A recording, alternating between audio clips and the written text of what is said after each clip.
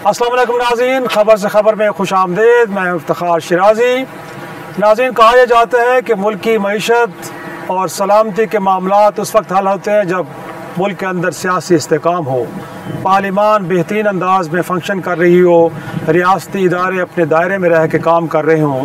लेकिन अगर जिस मुल्क के अंदर सियासी इस्तेकाम नहीं होता, वहाँ पे ना तो मईशत के इशारे मुस्बत होते हैं और ना वहाँ पे सलामती की सूरत हाल को ज़्यादा बेहतर होती है। और पाकिस्तान अमलन इस वक्त इन्हीं मसाइल से दो चार है।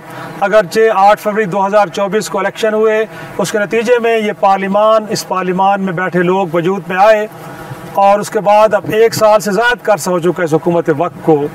लेकिन अगर देखा जाए तो अमलन अभी तक इस मुल्क में सियासी इस्तेकाम नहीं आ पाया।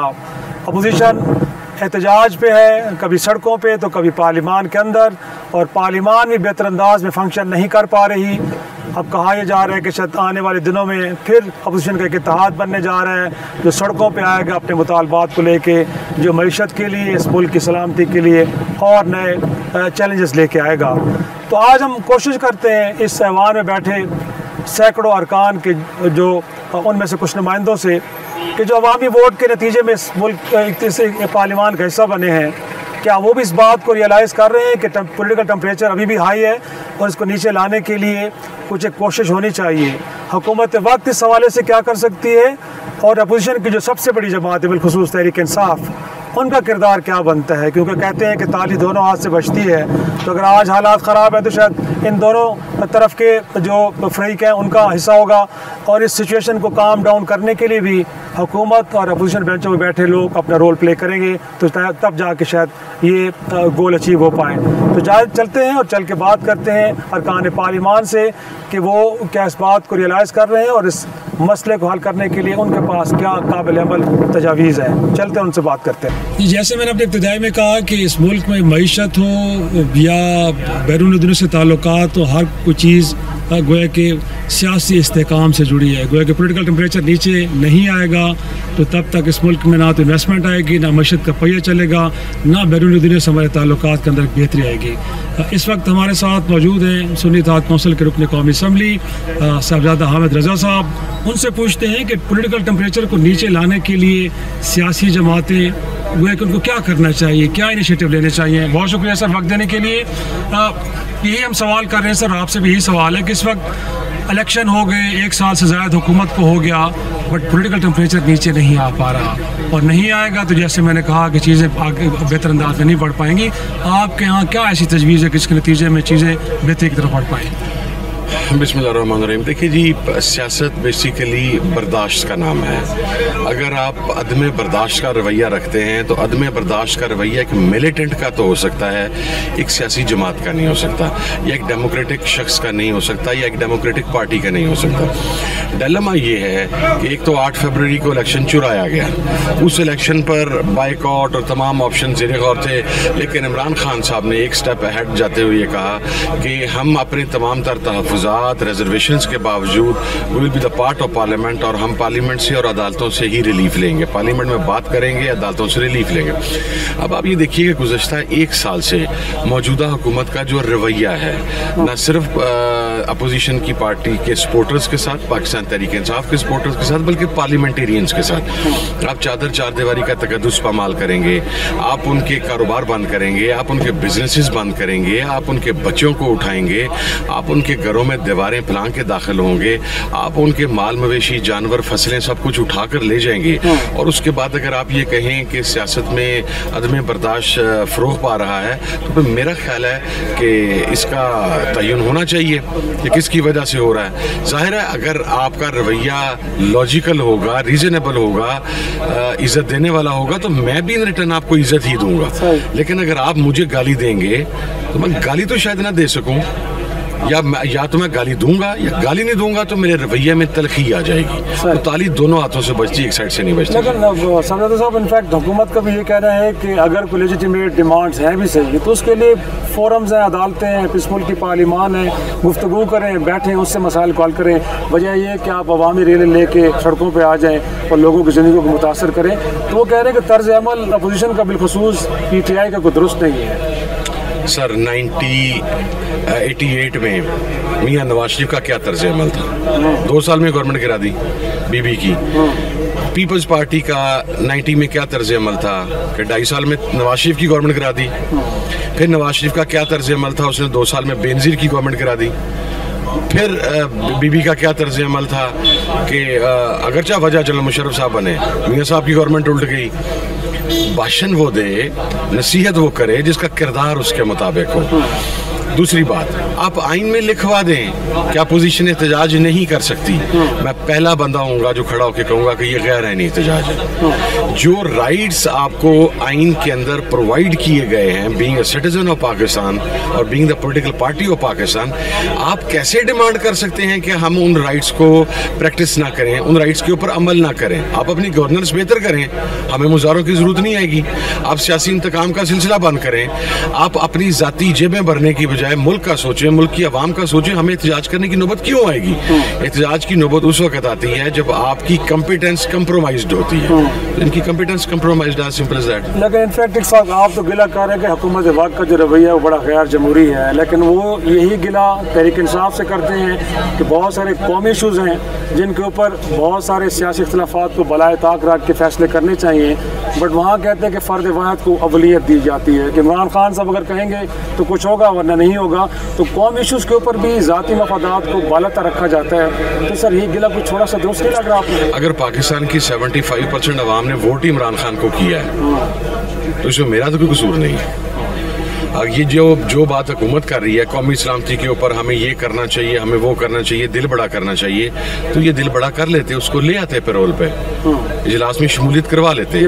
कौमी यकजहती की हमने इमरान खान साहब से मुलाकात के लिए जब नाम गए आर्जी तौर पे, तो इमरान खान साहब से मुलाकात ही के लिए आमिर डोगर साहब स्पीकर चैम्बर गए। जो रात 10-11 बजे तक फैसला डिले हुआ, उसकी बुनियादी वजह ही ये थी कि इमरान खान साहब, लेकिन जब हुकूमत चाहती है, अब आप देखें जेल में खान साहब के अखबारात बंद हैं, उनका टीवी बंद है। खान साहब को ये भी नहीं पता था कि जाफर एक्सप्रेस का इंसिडेंट हुआ। उनको ये भी नहीं पता था कि मुल्क के अंदर दहशतगर्दी की एक वाइब चल रही है। 7 दिन से उनके पास कोई इन्फॉर्मेशन नहीं थी। इस रवैये के साथ आप ये उम्मीद करें कि आप हमें एक साइड के ऊपर मारें या एक साइड ऑफ फेस थप्पड़ मारें, स्लैप करें, हम दूसरा आगे कर देंगे? नहीं, जब तक बाजू में बाजू है मैं दूसरे हाथ से थप्पड़ मारूंगा। लेकिन साहबजादा साहब, जैसे आप फरमा रहे हैं कि 70% लोगों ने तहरीक इंसाफ को वोट किया, आप लोगों को वोट किया है, इस वक्त तो अवाम के मफादात के मुहाफिज तो सर आप लोग हैं। तो आपको नहीं लगता कि इंतशार मुल्क को किस तरफ लेके जा रहा है? हमें IMF के प्रोग्राम्स लेने पड़ते हैं, डिफॉल्ट का खतरा मुसलसल हमारे सर पे मंडरा रहा है, इस मुल्क में $1 की इन्वेस्टमेंट नहीं आ रही सर। तो इनिशिएटिव तो लगता है फिर आपके एंड पे है कि आप अगर फायर फाइटिंग करेंगे तो चीज़ें आगे बढ़ेंगी, क्योंकि हुकूमत के रवैये के बारे में तो आपने गिला कर दिया। तो फिर हुकूमत किस लिए बैठी हुई है? छोड़े परे वो बाख्तियार है वैसे आपके ख्याल में? मेरे ख्याल में तो बिल्कुल बेइख्तियार है। I am very clear on it. उनके पास कोई फैसला साजी का इख्तियार ही नहीं है। दूसरी बात देखें, मैं आपको अर्ज करूँ जी, ये जो IMF का कर्जा, मुल्क की इकॉनमी की situation, that is not because of Imran Khan. Imran Khan इक़्तिदार में 2.5 साल रहा है। आप 1970 ऑनवर्ड्स भुट्टो साहब आ जाएं, उन्हें निकालें, जनरल ज़िया आ गया, 88 से लेके तो 2018 तक का गंद मौजूदा हुक्मरानों का फैलाया हुआ। मुझे आप ये बताएं, इनके टाइम पे कितना पाकिस्तान तरक्की कर गया था, कि कितने पाकिस्तान के कर्जे खत्म हो गए थे? उस टाइम तक तो इमरान खान नहीं था। तो फिर ये एक्सक्यूजेज हैं, आप मेरे शोल्डर पे रखें, आप किसी के शोल्डर पे रखें कि उसकी वजह से ये हो गया, उसकी वजह से ये हो गया, किसी की वजह से ये नहीं हो गया। आप मुझे बताएं अपनी ऑनेस्टी के साथ, हमारा सिक्योरिटी फोर्सेस का बच्चा शहीद हो रहा है, हमारा मजहबी तबका शहीद हो रहा है, और हमारे हुक्मरान, इनकी अपने पुलिस एस्कॉर्ट्स पे गौर किया? हमारे वज़रा की अपने पुलिस एस्कॉर्ट्स के ऊपर गौर किया? अगर एक सिक्योरिटी फोर्सेस का जवान, एक आलिम दीन, एक सिविलियन इस मुल्क के लिए कुर्बान हो सकता है, तो इनकी 4 स्क्वाडें ना साथ होंगी और ये इस दुनिया से चले जाएंगे, तो अल्लाह ताला इनकी कुर्बानी भी शायद कबूल कर ले पाकिस्तान के लिए। अगर कुर्बानी का हौसला है तो फिर उसी के मुताबिक खड़े। मैं आपके सामने, मैं इस वक्त हिट लिस्ट में हूँ सिक्योरिटी फोर्सेस की तरफ से इन्फॉर्म किया गया, ठीक है? मैं एक गाड़ी में जाता हूँ, एक गाड़ी में आता हूँ। मेरी सिक्योरिटी हुकूमत ने विड्रॉ की, मैं भी 40 गनमैन साथ रख के मूव कर सकता हूँ। मेरी अपनी प्रॉब्लम्स हैं कि हुकूमत ने तो मकसद मुझे तो ये इन्फॉर्म किया गया कि आपके साथ जो वेपन होगा उसका नंबर मिटा के किसी और वारदात में डाल दिया जाएगा, लेकिन मैं मूव कर रहा हूँ ना लोगों के अंदर, तो ये भी मूव करें। ठीक, आप अपने इकदामात के जरिए, जस्टिन ट्रूडो जो है आप देख लें, वो 10 साल प्राइम मिनिस्टर रहने के बाद उतरा है। कल वो एक शॉपिंग मॉल के अंदर अकेला अपने घर की ग्रोसरी शॉपिंग कर रहा था। तो अगर आप आवाम से चाहते हैं, अगर आप दूसरों की तरफ देखते हैं, तो फिर आपका अपना एक्ट भी उसके अकॉर्डिंगली होना चाहिए।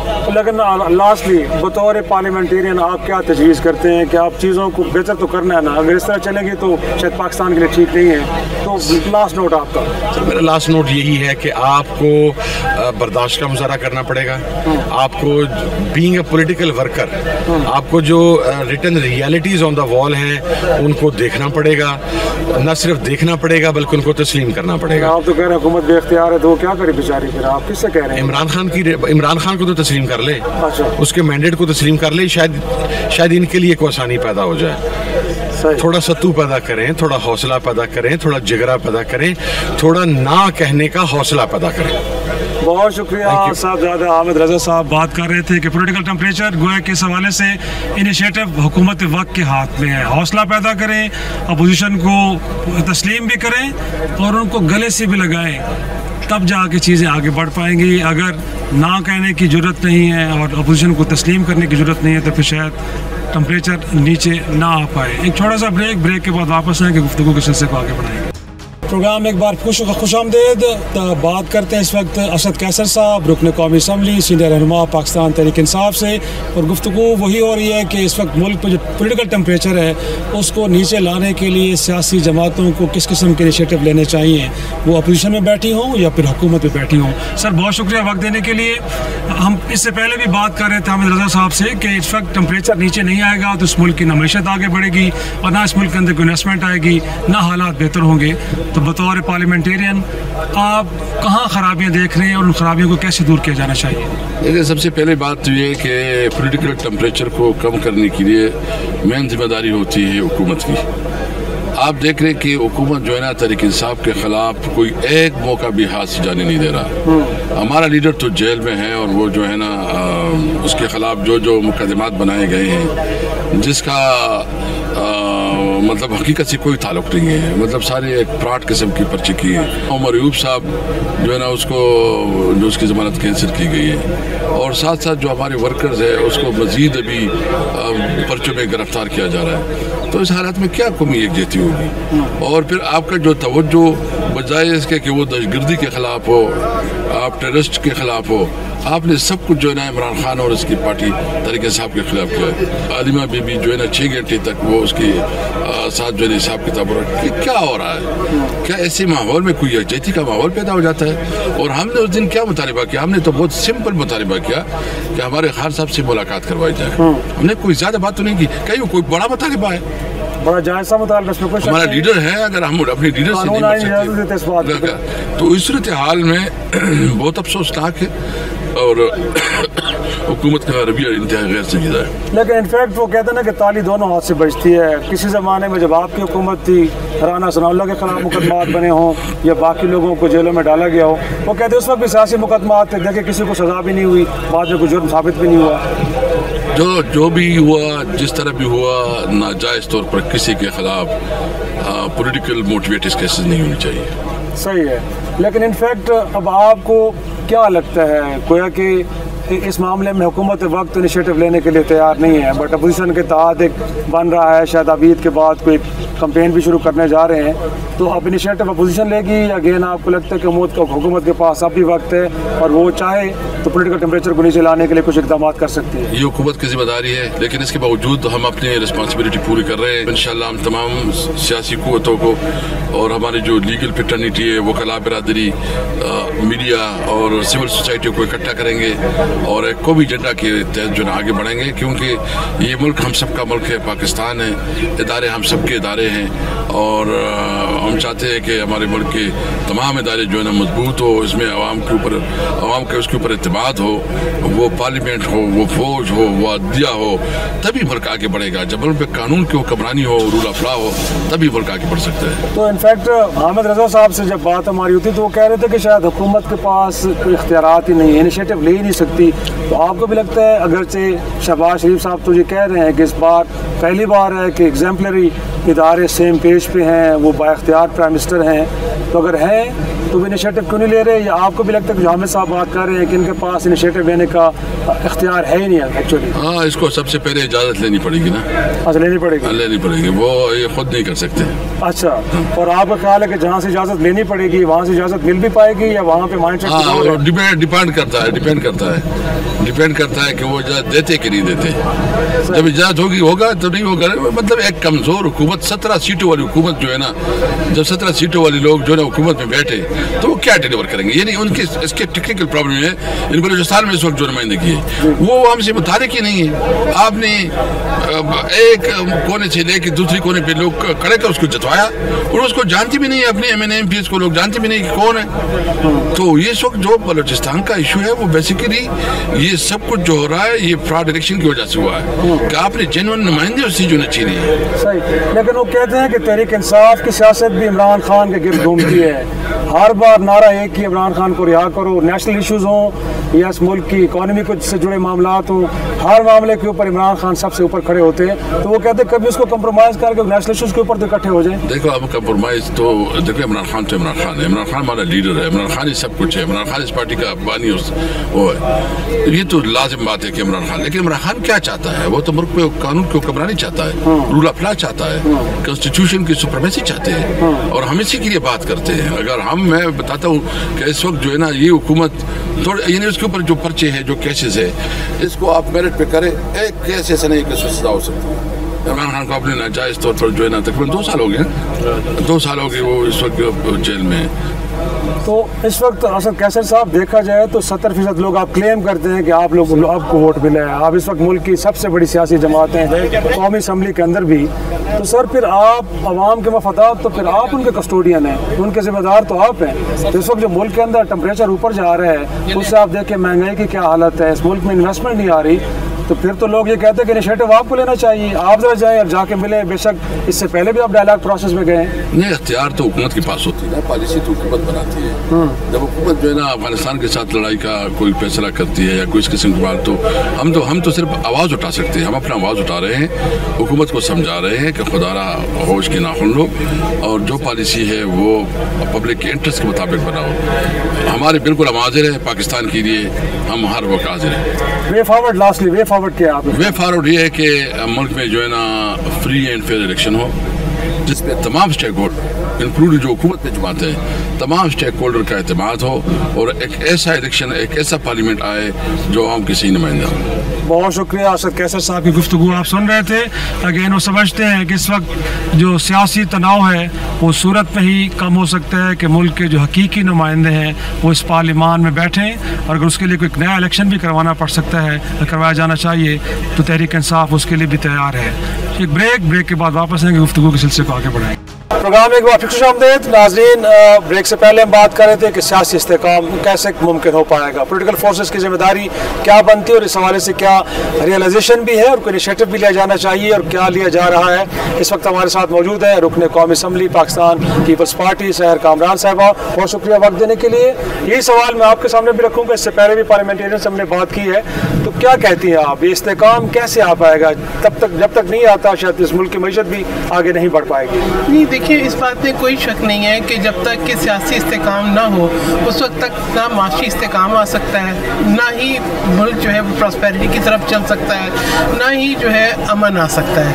अमन के लिए भी बहुत ज़रूरी है कि हम आहंगी हो, एक कंसेंसस बिल्ड हो, हम जो है कौमी यकजहती देखें और कम से कम आपस में अहम मामलात के ऊपर तो हमारा इत्तेफाक राय हो। यानी अभी आप देखें दहशत गर्दी का कितना बड़ा चैलेंज है और उसमें भी मैं हुकूमत को भी कहूँगी कि उनकी भी काविशों में शायद उतनी मुझे वो नज़र नहीं आई क़ुव्वत और सच्चाई कि वो अपोजिशन को लाके बिठा सकते। यहाँ पे मैं मौलाना फजलुर रहमान को अप्रिशिएट करूँगी कि वो अपने तहफ़्फ़ुज़ात का और इख्तलाफात का इजहार करते हैं, लेकिन इस अहम मौके के ऊपर आके पार्लियामेंट में बैठे। या अगर आपको याद हो कि 2014 में जब APS पे हमला हुआ था 16 दिसंबर 2014 को, तो उसके बाद एक नेशनल एक्शन प्लान तरतीब पाया था। पीपल्स पार्टी अपोजिशन में थी, लेकिन उस वक्त भी पाकिस्तान पीपल्स पार्टी ने कौमी यकजहती का मुजाहरा किया था, नेशनल इंटरेस्ट को सामने रखा था, और सदर मुमलिकत आसिफ अली ज़रदारी ने हमें एक डायरेक्शन दी थी कि आज आपके मुल्क को ज़रूरत है तो बग़ैर किसी इख्तलाफ के जाएँ और इसको सपोर्ट करें ताकि हम अपने मुल्क में अमन ला सकें। तो मैं समझती हूँ कि आज भी अपोजिशन को भी यही करना चाहिए था कि आपके सियासी इख्तलाफात हो सकते हैं, लेकिन कुछ पॉलिसीज़ जैसे पाकिस्तान की मईशत है, जैसे पाकिस्तान का अमन और सलामती है, जैसे पाकिस्तान के दीगर इंटरेस्ट हैं, उन पर तो हमें एक होना चाहिए। और ये कोई अच्छी रिवायत नहीं रही कि जो है ये अहम तरीन मामलात के ऊपर भी हम आलमी दुनिया को भी ये मैसेज देते हैं कि हमारी किसी पॉलिसी में कंटिन्यूटी नहीं है, आप हम पे आज एतमाद करते हैं, कल को हम अपना रुख बदल के चले जाएंगे। तो ये जो है ना, ये जो U-टर्न्स हैं ये बहुत होने चाहिए, लेकिन जो तर्ज अमल हुकूमत वक्त का है, क्योंकि अपोजिशन तो ये गिला करती नज़र आ रही है कि उनका गले लगाने का तर्ज अमल नहीं है बल्कि विक्टिमाइजेशन का है। तो आपको लगता है कहीं ना कहीं उनकी बात भी दुरुस्त है कि हुकूमत को जिस हौसले का इजहार करना चाहिए, जिस तरह इंगेज करना चाहिए अपोजिशन को, वैसे नहीं कर पा रही? देखिए, हमारे यहाँ जो ना ये प्रैक्टिसेस हैं कि आप ये देखिए कि आज जो लोग अपोजिशन में हैं और इख्तलाफ कर रहे हैं, उन्होंने अपने दौरे हुकूमत में कोई कसर नहीं छोड़ी। उस वक्त वज़ीर आज़म होते हुए भी इमरान खान साहब जो है कौमी सलामती की मीटिंग में आकर नहीं बैठे। कश्मीर की खसूसी हैसियत तब्दील हो गई, रेजोल्यूशन पास हुई, उन्होंने मुनासिब नहीं समझा कि वो बैठे। उन्होंने उस वक्त भी कौमी यकजहती बिल्ट नहीं की जब उन्होंने कहा कि मैं जुम्मा खड़ा हूँगा और अकेले खड़ा कश्मीर के लिए। अपने इर्द गिर्द अपने मिनिस्टर्स को भी थोड़ा सा परे किया।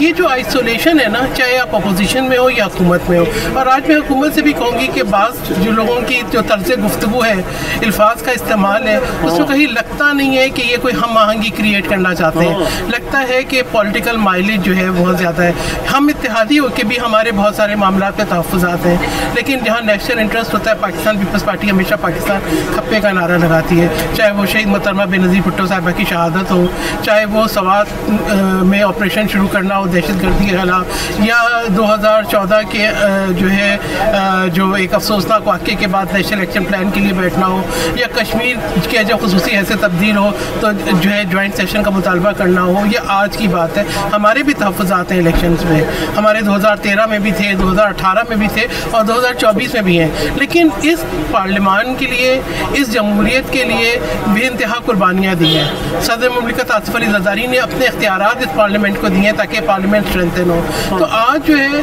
हम उन कुर्बानियों की कदर करते हैं जो जमहूरियत के लिए हुई, तो वो उसी वक्त हो सकती हैं जब हम अपने जो है ज़ाती इंटरेस्ट या हमारे जो तहफ़्फ़ुज़ात हैं उनको पस्से पुश डाल के नेशनल इंटरेस्ट में आगे बढ़ें। अभी ये वज़ीर आज़म साहब की बहुत बड़ी जिम्मेदारी है कि चल कर जाएँ जो सियासी क़ुव्वतें हैं। ठीक है, अगर कोई शख्स जो है वो आज जो है कानून का सामना कर रहा है वो जेल में, लेकिन बाकी की आदत के पास जाएँ, चल के जाएँ, एक मैसेज दें कि जी यहाँ मुल्क को ज़रूरत है। और जब आप चल के जाएंगे तो आप जो है अब नेशनली भी और इंटरनेशनली भी एक बहुत स्ट्रॉन्ग मैसेज देंगे कि पाकिस्तान सुप्रीम है, पाकिस्तान की सलामती सुप्रीम है, पाकिस्तान की प्रॉस्पेरिटी सुप्रीम है। और ये बड़ा जो है जिसकी हुकूमत होती है उसके ऊपर बड़ा वजन होता है, इस बात का बड़ी जिम्मेदारी होती है कि उसके जो है जो एक्शंस हैं वो कहते हैं ना, action speaks louder than words. बिल्कुल, तो ये हमेशा गवर्नमेंट को लेना होता है, लेकिन फिर खौफ क्या है? इक़्तिदार जाने का खौफ, या PTI ज़्यादा स्पेस ले लेगी तो उनके लिए सियासी स्पेस ख़त्म हो जाएगी, या इख्तियार उनके पास नहीं, इख्तियार किसी और के पास है, जब तक वहाँ अप्रूवल वहाँ से नहीं आएगी तब तक एंगेज नहीं किया जाएगा। मैं समझती हूँ कि ये खौफ नहीं है, ये जो है शायद इसको क्या कहें कि ये एक रौनक है, हाँ, ये एक जो है ना सोच के अंदर कि जब वो कहते हैं ना कि जब आपके इक़्तिदार में होते हो तो आपके अंदर वो कहते हैं कि खुदा जब हुस्न देता है नज़ाकत आई जाती है। तो यह नज़ाकत को इस मायने में लें कि थोड़ा सा आपके लहजे के अंदर इस तरह की या आपकी जो है अमल के अंदर एक जो है वो ऐसी चीज़ आ जाती है कि उसको मैं कोई जना आसान रस तलाश करने की कोशिश कर रही हूँ। रौनक भी नहीं कहना चाह रही, फिरौनियत भी नहीं कहना चाह रही, तकब्बुर भी नहीं कहना चाह रही, तो कोई एरोगेंस आ जाती है। चले इंग्लिश ने हमारा मसला हल कर दिया कि एरोगेंस आ जाती है, और वो एरोगेंस जो है वो हायल रहती है। आप समझते हैं कि हर वक्त हम जो है एक सियासी कन्फ्रंटेशन के मोड में नहीं रह सकते, हम हर वक्त दूसरे को बुरा भला नहीं कह सकते। मैं एक कहूँगी ये एक हकीकत है कि इमरान खान साहब ने कोई कसर नहीं छोड़ी। उन्होंने तैयबा गुल को होस्टेज बना के वज़ीर आज़म हाउस में अपने सियासी मुखालिफिन के ख़िलाफ़ केसेस बनाए।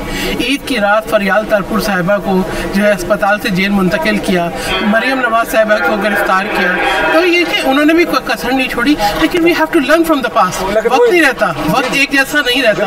हमें जैसे शहीद मोहतरमा बेनज़ीर भुट्टो साहिबा खुद चल के जद्दा आई थी और नवाज शरीफ साहब के घर गई थी, ठीक है, और एक उसके बाद वफ़ायमत का मैसेज दिया था, जिसके बाद चार्टर ऑफ डेमोक्रेसी हुआ था। तो अब भी हमें चार्टर ऑफ डेमोक्रेसी की भी ज़रूरत है, चार्टर ऑफ इकोनॉमी की भी ज़रूरत है। पाकिस्तान के लिए मुल्क है तो हम हैं। इस वक्त जो है आग हमारे घर को लगी है, खून हमारे घर से बह रहा है।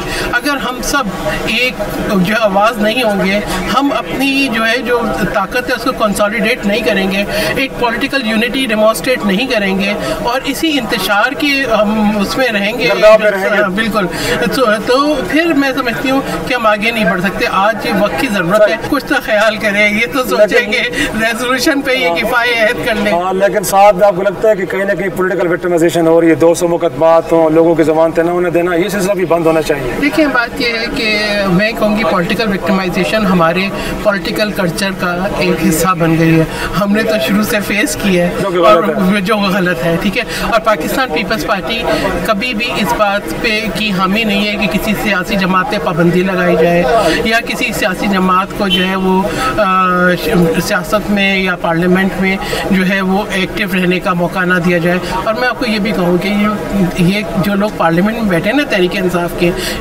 दे are enjoying every perk and privilege, ठीक है। तमाम वो स्टैंडिंग कमेटीज़ की चेयर्स भी उनके पास हैं, वो पर्क्स एंड प्रिविलेजेस भी लेते हैं, आधा टाइम स्पीकर के ऑफिस में भी बैठे होते हैं। हर पॉलिटिकल टेम्परेचर कम नहीं होने देते। लोगों के अंदर एक इंसाइटमेंट है, लोग ये समझते हैं कि जी एक सियासी दुश्मनी चल रही है। या तो आपके अंदर इतनी जुर्रत और हिम्मत हो कि आप पब्लिक के मसाइल लेकर जाएँ और उनके ऊपर एक कंसेंसस डेवलप करें। ना उनकी ये सोच है, ना इस तरफ से हुकूमत की तरफ से मुझे कोई ऐसी नज़र आती है फराख दिली। तो ये बहुत एक क्रिटिकल सिचुएशन है। लेकिन आज मैं समझती हूँ, आप देखिए एक दिन में एक से ज़्यादा दहशतगर्दी के वाक़यात हो रहे हैं, आपके पास कोई इन्वेस्टमेंट हकीकतन नहीं आ रही है, ठीक है। हम जो है सिर्फ जो है MOUs का हमारे पास एक अंबार लगा है जिसके हम जश्न मनाते हैं। लेकिन हकीकी तौर पर आपके जो भी इंडिकेटर्स हों, इस हुकूमत जो है अब इस बात से बेखौफ है कि मुल्क जो है निकल आया है डिफ़ॉल्ट के ख़तरे से। अच्छी बात है, इसको हम अप्रिशिएट करते हैं। लेकिन उसके सम्राट के आम आदमी तक पहुँच रहे हैं। उसको तो चीनी अभी भी महंगी मिल रही है, उसका गैस का बिल, उसका बिजली का बिल तो अभी भी खोश रुपा है। तो ये जब तक सम्राट नहीं पहुँचेंगे आम आदमी तक, उस वक्त तक हम किसी भी पॉजिटिव इंडिकेटर को पॉजिटिव कह नहीं सकेंगे। एक आम आदमी तो नहीं कह सकेगा जिसके घर में चूल्हा नहीं जल रहा, जो खुदकुशी इसलिए कर रहा है कि 2 वक्त की रोटी नहीं कमाता। वो आपसे मुतालबा करता है कि भाई आप वोट लेके इस पार्लियामेंट में गए हैं, अपना किरदार मुस्बित अदा करें। हम ही लोग हैं ना, आपस में हमारी रिश्तेदारियाँ भी हैं, हम बहन भाई भी हैं, हम जो है वो एक दूसरे के साथ उठते बैठते भी हैं, कुलीग्स भी हैं, तो क्यों नहीं अपने रवैये बेहतर कर सकते हैं। बहुत शुक्रिया। सहर कामरान साहबा गुफ्तगू कर रही थी। नाज़रीन एक छोटा सा ब्रेक के बाद गुफ्तगू के सिलसिले को आगे बढ़ाएंगे। प्रोग्राम एक बार फिर खुश आमदेद। बात हो रही थी कि मुल्क के अंदर जो सियासी तनाव है उसको कैसे कम किया जाए, क्योंकि तमाम चीज़ें इससे जुड़ी हैं। अगर तनाव कम नहीं होगा तो शायद इस मुल्क के अंदर लोगों की ज़िंदगियों में आसानी पैदा नहीं हो पाएगी। इस वक्त हमारे साथ मौजूद हैं रुकन कौमी असम्बली पाकिस्तान मुस्लिम लीग नून से कैसर अहमद शेख साहब। बहुत शुक्रिया वक्त देने के लिए। सवाल यही हमने बाकी पार्लियामेंटेरियंस के सामने भी रखा कि इस वक्त देखा जाए तो इलेक्शन भी हो गए, हुकूमत को 1 साल से ज़्यादा का अरसा भी हो गया, बट जो सियासी टेम्परेचर है सर वो नीचे नहीं आ रहा। और आपको मालूम है, आप इस पार्लियामान का तवील अरसे से हिस्सा है कि जब तक टेम्परेचर नीचे नहीं आएगा इस मुल्क की मैशत आगे नहीं बढ़ पाएगी। वे फॉरवर्ड क्या है सर? इफ्तिखार साहब, आपने बड़ा अच्छा सवाल किया है। देखिए, मैं 93 से पॉलिटिक्स में हूँ और 7 इलेक्शन मैंने कंटेस्ट किए। मकसद ये था कि हम यहाँ आके कोई कंट्रीब्यूट करें, और मैं ये देखता हूँ कि हमारे ज़ाती रंजिशें और जो पार्टियों के इख्तलाफात हैं, हालांकि कोई इतनी बड़ी बात नहीं थी, उसको दूर करना कोई मकसद इतना प्रॉब्लम नहीं था, लेकिन हमने कोशिश सीरियसली पॉलिटिशियन का कर दो। मैं बिल्कुल वाज़ेह तौर पर समझता हूँ कि पॉलिटिशियन किसी को नहीं समझता। अगर हम पॉलिटिशियन इकट्ठे हो जाए तो क्या अदलिया और इदारा क्या कर सकते हैं? हम पॉलिटिशियन ही इख्तलाफ करते हैं और ये उन्हीं को बाकी इदारों को स्ट्रेंथन करता है। तो पॉलिटिशियन ने जो रोल प्ले किया है हर जगह आपस में इख्तलाफ, हालांकि पॉलिटिशियन के पास तो वे आउट होता है, हमारा तो काम ही यही होता है कि लोगों को किस तरह हमने जोड़ना है और किस तरह हमने उनसे काम लेना है। तो मैं यहाँ आके मौजूद होता हूँ, यहाँ के होता क्या है, कोई बात डिस्कस, कोई ऐसी डिबेट नहीं है कोई मुल्क की बेहतरी के लिए। आज हम 40% लोग बिलो पॉवर्टी है, 40% लोगों की तो यहाँ बात नहीं होती, जो कि गुर्बत की लकीर। जब मैं अपने हल्कों में जाता हूँ तो उन लोगों की परेशानियाँ देखें, उनको इससे कोई तल्लक नहीं कि आपस में ये क्या लड़ाई झगड़े हो रहे हैं, लेकिन हम उनके जो इलेक्शन में ये वादे करते हैं और कि फलाम अचीवमेंट करेंगे, एजुकेशन में करेंगे, रोज़गार के लिए करेंगे, तो उसकी तरफ तो हम आगे नहीं बढ़ रहे। और एक पार्टी और दूसरी पार्टी कभी कुछ नहीं है, कभी किसी पार्टी से।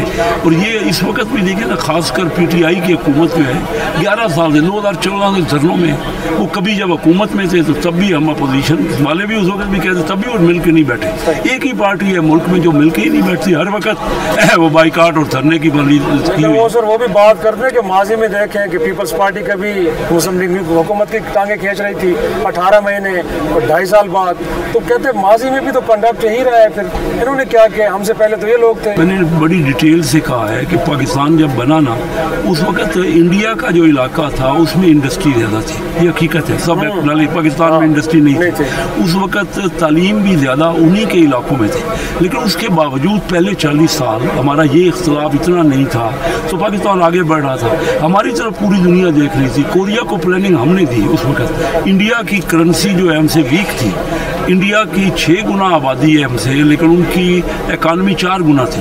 फ़ी का आमदनी पाकिस्तान की 50% हर बंदे की फ़ी का आमदनी ज़्यादा थी। अगले 35 साल हमने यही काम शुरू कर दिया, जैसे आप कह रहे हैं, पहले पीपल पार्टी, मुस्लिम लीग, अब PTI और बाकी जमातें। तो ये पॉलिटिशियन का काम नहीं था। आखिर हमारे पड़ोसी और मुल्क भी हैं, वो तो इतना मैंने नहीं देखा, वहाँ इलेक्शन भी होते हैं, इलेक्शन में इख्तलाफ भी नहीं कोई करता। हमारे यहाँ एक तो इलेक्शन 1970 के बाद किसी एक इलेक्शन को नहीं माना जाता कि वो फेयर हुए। तो जब तक हम अपने ये तो डेमोक्रेटिक सिस्टम जो है वो भी कामयाब नहीं हुआ, पॉलिटिशियन भी हम कुछ नहीं कर सके। जिसका हाथ पड़ता है वो इलेक्शन में मैनिपुलेट करता है। मैं 7 इलेक्शन लड़ चुका हूँ, मैं खुद मुझे अंदाज़ा है कि इलेक्शन किस तरह होता है। तो जब तक आप फेयर इलेक्शन नहीं कराएंगे और लोगों में ये ना, पब्लिक उनको पकड़ेगी नहीं, पॉलिटिशियन को नहीं पकड़ेगी कि आपने हमसे ये वादे किए, रिजल्ट क्या दिए। दुनिया में हमारी जो गुर्बत की लकीर के नीचे लोग हैं, दुनिया का 9वां हिस्सा बंदे हैं। हालांकि हमारी आबादी 33वां हिस्सा है, दुनिया की 33वां हिस्सा। इसी तरह हमारे जो बच्चे स्कूल नहीं जा रहे वो 2.5 करोड़ है। दुनिया का 10% टोटल जो स्कूल नॉन गोइंग है वो पाकिस्तानी है। तो हम दुनिया में बहुत बुरी सूरत हाल है हमारी। और अगर हम यही करते रहे, हम आपस में भी लड़ते हैं और सिर्फ आपस में नहीं, हम रीजन में भी हमारे इख्तलाफात हैं। दुनिया में ट्रेड जो होती है वो रीजनल ट्रेड होती है। अगर हम रीजनल ट्रेड नहीं करेंगे, सारी ट्रेड रीजनल होती है। सारी दुनिया ने, चाइना में 72 में पहली बार गया और वहाँ मुसलसल जाता रहा, 50-60 बार गया।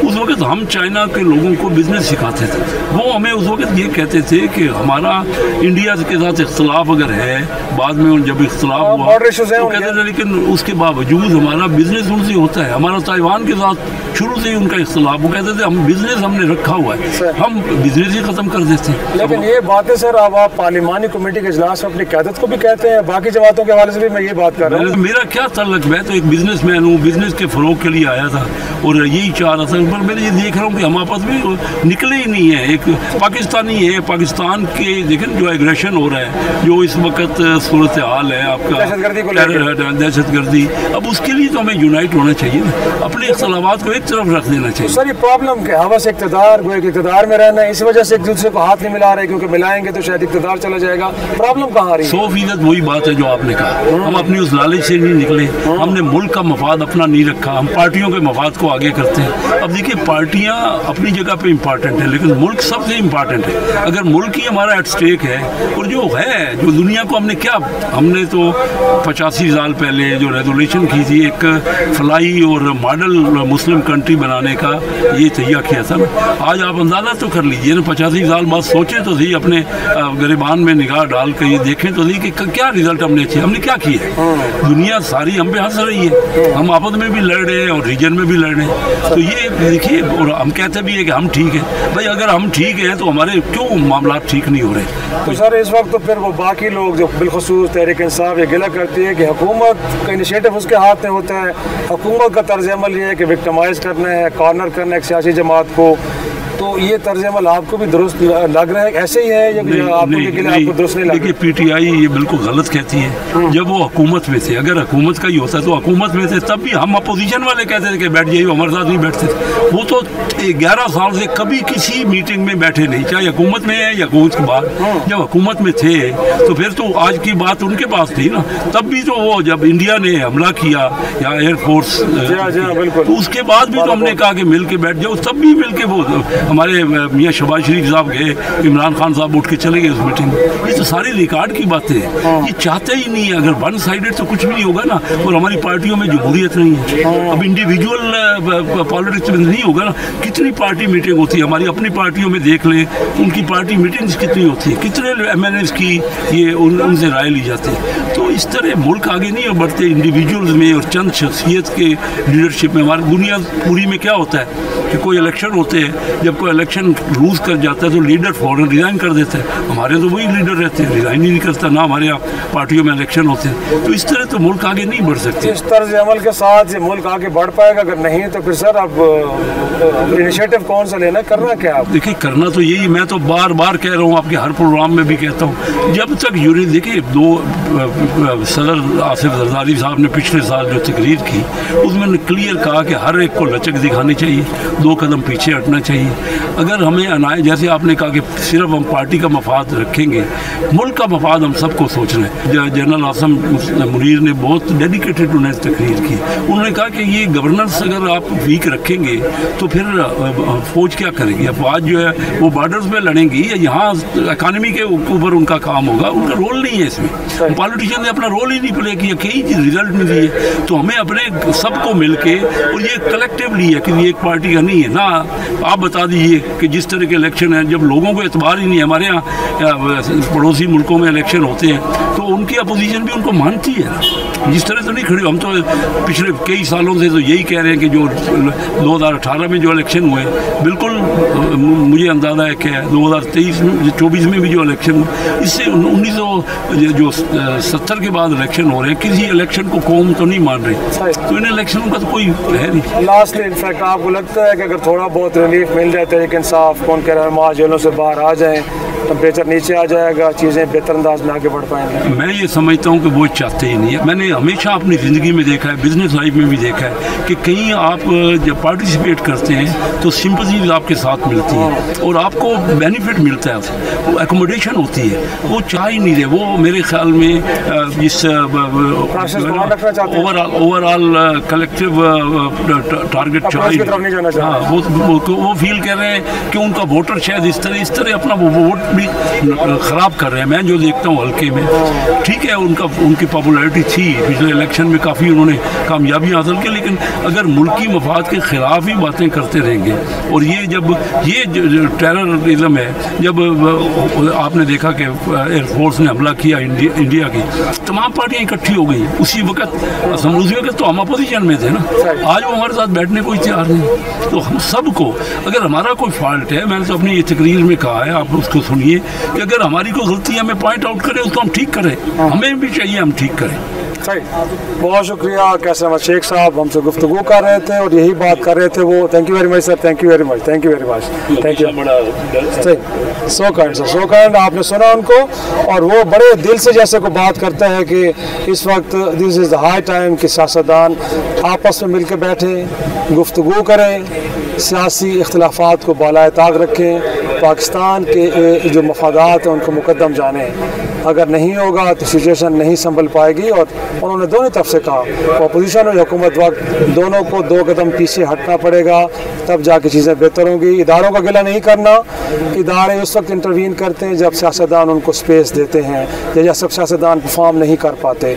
उन्होंने कहा कि वो आर्मी चीफ के गिलों को भी सुने, तमाम इस वक्त मुल्क की पार्लिमान, और अपने तर्ज अमल को दुरुस्त करें। नाज़रीन, आज का शो यहीं पे ख़त्म करते हैं। अगले नए टॉपिक के साथ, नए प्रोग्राम के साथ फिर आपसे मुलाकात होगी। तब तक के लिए इजाज़त दीजिए। खुदा हाफ़िज़।